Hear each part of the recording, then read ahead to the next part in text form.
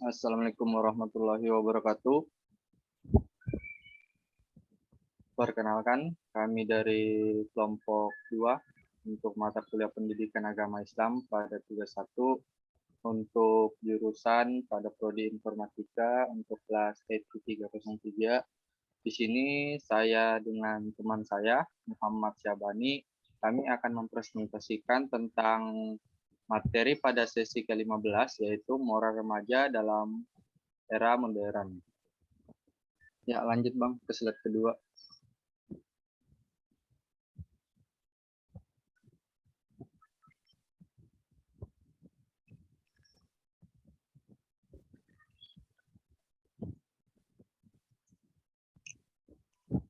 Masalah dalam perkembangan moral kaum remaja pada era modern. Di sini, perkembangan ilmu pengetahuan dan teknologi atau iptek yang sedemikian pesat berdampak pada perkembangan sistem produksi, transportasi, dan komunikasi. Nyaris tidak ada bidang kehidupan yang tidak dipengaruhi oleh kemajuan-kemajuan ini. Secara kasat mata, perkembangan iptek dengan segala produk yang dihasilkan memberi pengaruh terhadap gaya hidup. Untuk perubahan gaya hidup itu secara mencolok, tampak di kalangan kaum muda untuk saat ini. Dan perkembangan iptek merupakan penghadiran paling jelas akan kehendak dan kekuatan manusia sebagai tua atas alam semesta dan hidupnya. Untuk satu keberhasilan iptek dalam memecahkan berbagai persoalan hidup, menyadarkan manusia akan otonomi dan daya kemampuan sendiri, banyak orang modern merasa tidak memerlukan campur tangan yang ilahi untuk memecahkan persoalan hidup ini. Ya, selanjutnya. Yang kedua di sini adalah agama di era modern. Di sini dari abad ke abad manusia selalu dihadapkan dengan pertanyaan-pertanyaan fundamental. Dari mana asal manusia? Bagaimana manusia diciptakan? Dan untuk apa manusia hidup? Untuk apa manusia harus mengalami penderitaan dan kematian? Dan bagaimana manusia memahami nilai-nilai rohani yang membedakan dirinya dari hewan dan benda-benda mati sekaligus menyadarkan diri sebagai bagian tak terpisah dari ciptaan-ciptaan yang lain. Sejak sebelum berkembangnya ilmu, manusia berusaha menjawab pertanyaan-pertanyaan tersebut. Dalam perkembangan ilmu, manusia berusaha menjawab pertanyaan-pertanyaan tersebut secara ilmiah. Kendati sampai sekarang belum ada jawaban tuntas mengenai pertanyaan-pertanyaan tersebut. Upaya untuk menjawab dan merefleksikan pertanyaan-pertanyaan tersebut membantu manusia untuk semakin menyadari dirinya sendiri dan memahami dunia sekitarnya. Kesadaran akan martabat dirinya sebagai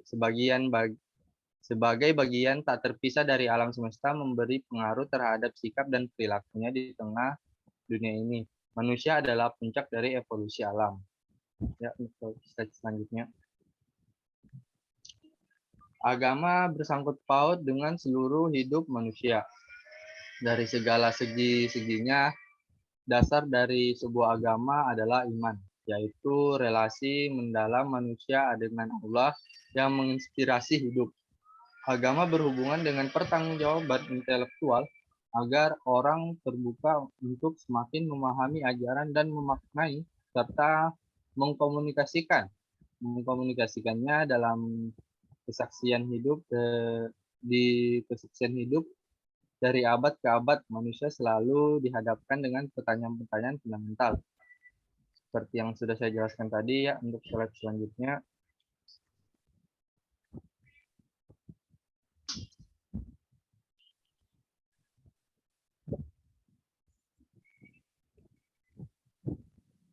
Ya, di sini di tengah perkembangannya iptek, agama justru ditantang untuk menegaskan kekasan atau refleksi dan kembangannya bagi perkembangan peradaban umat manusia. Usaha manusia untuk mengembangkan iptek tetap mempertimbangkan perkembangan keutuhan pribadi manusia dengan segala dimensi yang dimilikinya. Kesadaran akan multidimensionalitas ini menyadarkan bahwa baik iptek maupun agama perlu terus-menerus berdialog satu sama lain dan berdialog dengan konteks hidup manusia serta kekuatan adikodrati yang membimbing manusia menuju perwujudan dirinya secara utuh. Ya, selanjutnya. Yang ketiga di sini adalah pengertian nilai, moral, dan sikap. Untuk yang pertama itu adalah nilai. Nilai-nilai adalah patokan-patokan yang berlaku dalam kehidupan masyarakat. Misalnya ada kebiasaan dan sopan santun. Sopan santun, adat, kebiasaan, dan nilai-nilai yang terkandung dalam Pancasila adalah nilai-nilai hidup yang menjadi pegangan seluruh warga negara Indonesia. Jadi, nilai adalah ukuran baik buruk, benar salah, boleh tidak boleh, indah tidak indah, suatu perilaku atau pernyataan yang berlaku dalam kehidupan suatu kelompok masyarakat. Oleh karena itu, nilai mendasari sikap dan perilaku seseorang dalam kehidupan di masyarakat.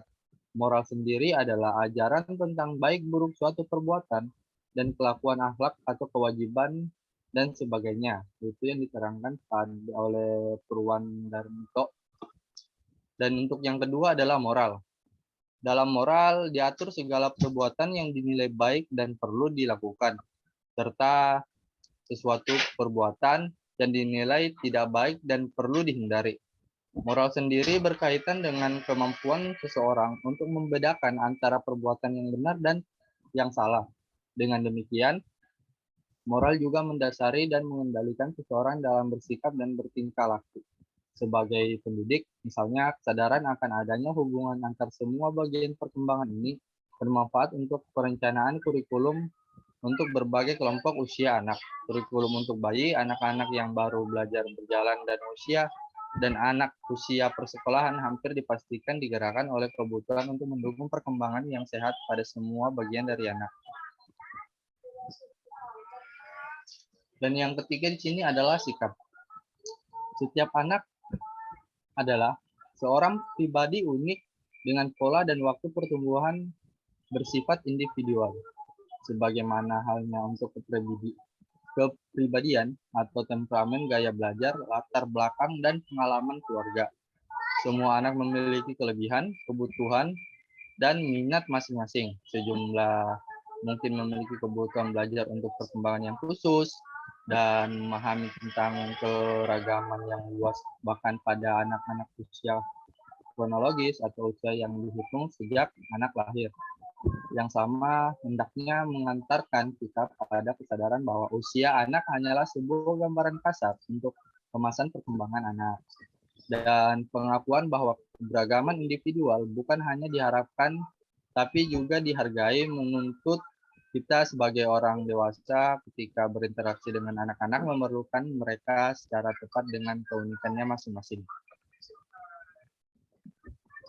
Ya, untuk yang keempat nanti akan dijelaskan oleh teman saya persilakan. 4. Faktor yang mempengaruhi perkembangan nilai moral dan sikap. Yang pertama, tingkat prakonfusional. Pada tingkat ini, anak tanggap terhadap aturan-aturan Buddha dan tanggapan ungkapan-ungkapan budaya mengenai baik dan buruk, benar dan salah. Akan tetapi hal ini semata-mata ditafsirkan dari segi sebab akibat fisik atau kenikmatan perbuatan atau hukum, keuntungan, pertukaran, dan kebaikan. Tingkat 2 dapat dibagi menjadi 2 tahap. Yang pertama, tahap orientasi, hukuman, dan kepatuhan. 2. Tahap orientasi, relativitas instrumental.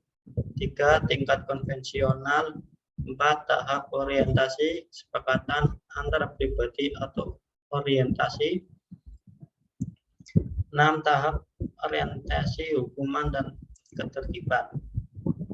B. Tingkat pasca konvensional, otonom, atau berlandasan prinsip.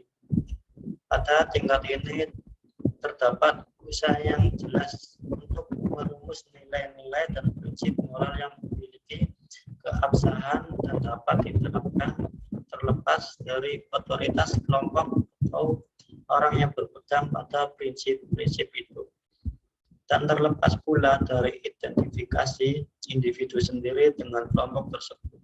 Ada 2 tahap pada tingkat ini, yaitu yang pertama tahap orientasi kontrak sosial legalitas, yang kedua tahap orientasi prinsip etika yang berlaku di setiap negara. Yang kelima, nilai moral. Menurut Suseno, dalam nilai moral merupakan sebuah ukuran dari sikap dan perilaku seseorang. Entah itu diukur dari sikap baik ataupun buruk dan benar maupun salah. Orang akan dikatakan bermoral apabila ia dalam berperilaku memiliki etika yang baik dan tidak melanggar norma yang berlaku di masyarakat. Karena pada dasarnya moral sama maknanya dengan kesusilaan. Bagaimana kita bertingkah laku diukur dari bagaimana kita bersikap di dalam suatu lingkungan dengan menjunjung tinggi nilai-nilai kesusilaan sesuai dengan aturan dan norma yang ada. Berperilaku tentu saja tidak boleh semena-mena dan sembarangan. Harus ada ukuran dalam setiap sikap yang kita jalankan karena pada dasarnya moral dikatakan sebagai sebuah patokan seseorang. Ya, fenomena kemusorotan moral pada generasi muda di era modern ini marak sekali dengan perubahan dan juga perkembangan yang terjadi di kehidupan masyarakat. Hal tersebut bukan hanya terjadi pada Indonesia saja, namun terjadi di seluruh dunia. Adanya globalisasi membuat banyaknya perubahan itu terjadi, baik itu dari ekonomi, politik, sosial, maupun budaya.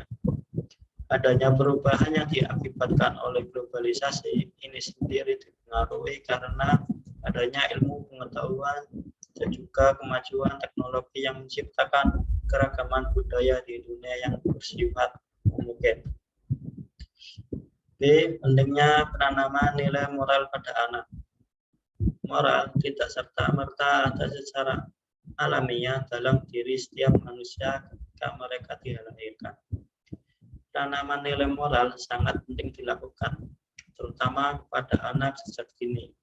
Hal itu dilakukan agar mereka terbiasa untuk dapat berperilaku sesuai dengan aturan dan juga sesuai dengan kaidah-kaidah yang ada di dalam masyarakat itu sendiri. Penanaman nilai moral bisa dilakukan lewat pendidikan, baik itu secara formal seperti sekolah ataupun dengan pendidikan secara non formal, seperti lingkungan keluarga dan masyarakat.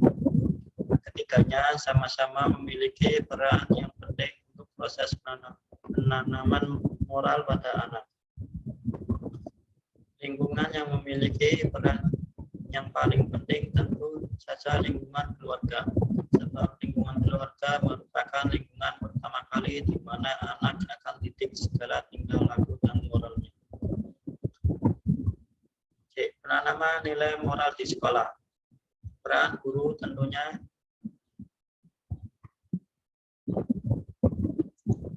sangat penting dalam pembelajaran, sebab guru tidak hanya dituntut untuk menyampaikan sebuah materi kepada siswa saja, namun dalam hal untuk memperbaiki karakter peserta didik, tentunya guru punya peran yang besar di sini.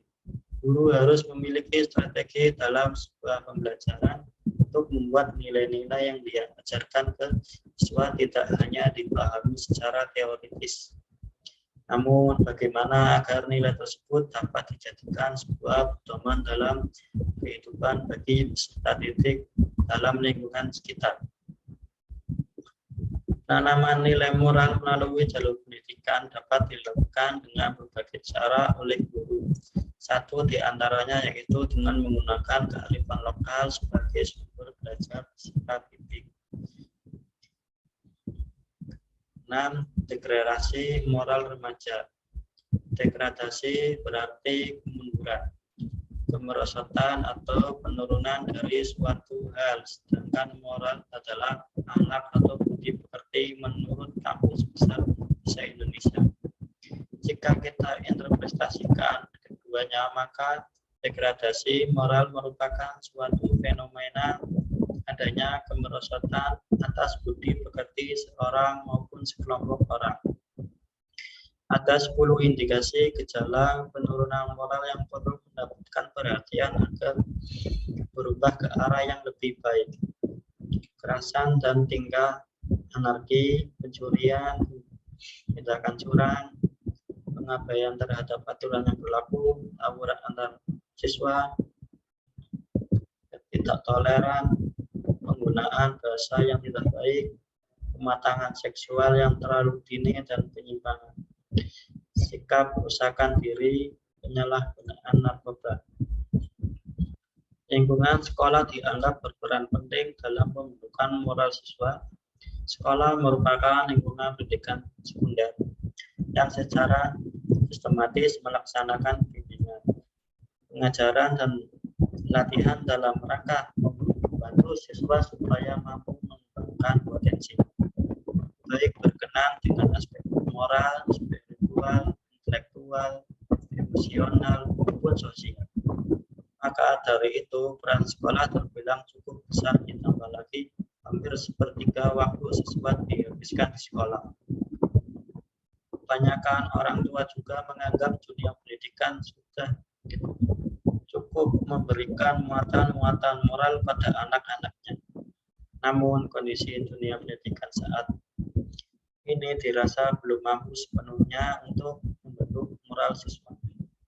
Kebanyakan para pendidik dalam mengajar hanya gugur kewajiban saja dalam mengajar. Para siswa lebih ditonjolkan dalam hal intelektual saja dan mengesampingkan pendidikan moral. Contoh kasus yang sering terjadi adalah ketika ujian nasional, mata pelajaran yang diujikan hanya mata pelajaran umum saja. Mata pelajaran yang menyangkut aspek moral atau akhlak diabaikan, sehingga para siswa beranggapan bahwa intelektualitas atau kepintaran siswa jauh lebih penting dibandingkan moral siswa tersebut. Hal tersebut harusnya dikaji ulang oleh para pemangku kebijakan. Degradasi moral pada remaja Indonesia dapat diperbaiki apabila kedua lini tersebut menjalankan peran dengan baik dan penuh kesadaran dalam hal mendidik remaja saat ini. Alangkah lebih baiknya juga apabila kedua lini tersebut dapat berkolaborasi, bekerjasama, dan saling mendukung demi terciptanya generasi yang bermoral, berakhlak mulia.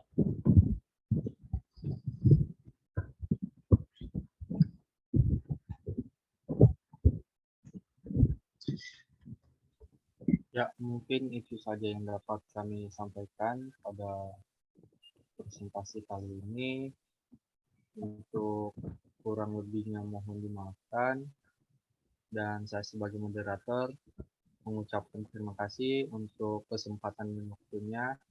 Dan untuk Saudara Muhammad Syabani, saya ucapkan terima kasih juga untuk waktu dan kesempatannya yang telah diberikan kepada saya sendiri sebagai ini juga moderator. Ya, mungkin itu saja yang dapat saya sampaikan. Wabillahi taufiq wal hidayah. Wassalamualaikum warahmatullahi wabarakatuh.